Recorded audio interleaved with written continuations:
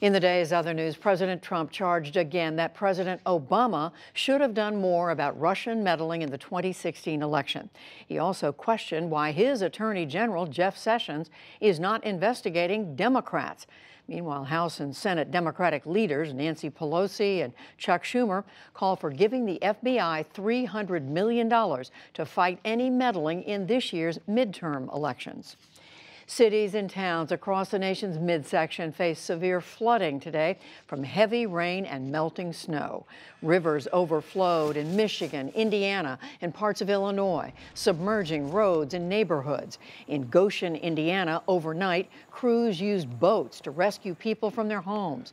And in Arkansas, a school bus had to be abandoned today and a dozen students rescued. In Syria, the carnage raged on in a major assault on rebel-held suburbs east of Damascus. Human rights monitors now say more than 300 people have been killed just since Sunday, and doctors say they are overwhelmed. Government airstrikes and artillery are blasting the area, and humanitarian groups warn today it's a catastrophe in the making. People are terrified. We know that many are seeking shelter in basements and in dug-out makeshift shelters. We know that children are facing the brunt of this crisis, and we're very, very worried for the safety of everyone. Meanwhile, in the north of Syria, Turkey vowed again to continue its offensive against Syrian Kurdish fighters around Afrin. It also repeated a warning that it will attack fighters allied with Syria's government if they try to aid the Kurds. New details today on the deadly wreck of an Amtrak train that carried dozens of Republican congressmen. The train slammed into a garbage truck on tracks in rural Virginia last month. Now, the National Transportation Safety Board says the truck had tried to cross after the safety gates came down. One of the workers on the truck was killed in the crash. The president's eldest son is rejecting criticism that he is profiting from his father being in office.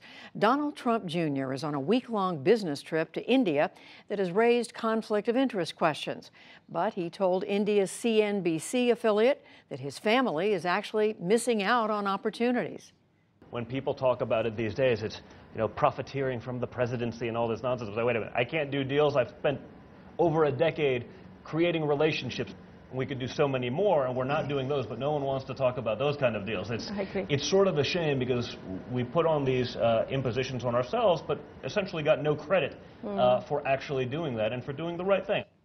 The president's son is marketing Trump brand luxury homes in India. As president-elect, the elder Trump had pledged that his real estate business would conduct no new deals while in office. Questions today about whether First Lady Melania Trump sponsored her parents for legal resident status in the United States. It is a process that President Trump has condemned as, quote, chain migration. The Washington Post reports that the Slovenian nationals have their green cards and will soon become U.S. citizens. The report quotes immigration experts as saying that Mrs. Trump's sponsorship appears to be, quote, the only reasonable way that can happen. On Wall Street today, stocks swooned late after minutes from the Federal Reserve Board's latest meeting signal more interest rate hikes. The Dow Jones Industrial Average lost nearly 167 points to close at 24,797. The Nasdaq fell 16 points, and the S&P 500 slipped almost 15. And at the Winter Olympics in South Korea, an important day for American skiers. Jessica Diggins won the first U.S. gold medal ever in cross-country skiing, and Lindsey Vonn took bronze in the women's downhill. At 33, she is the oldest woman ever to medal in alpine skiing.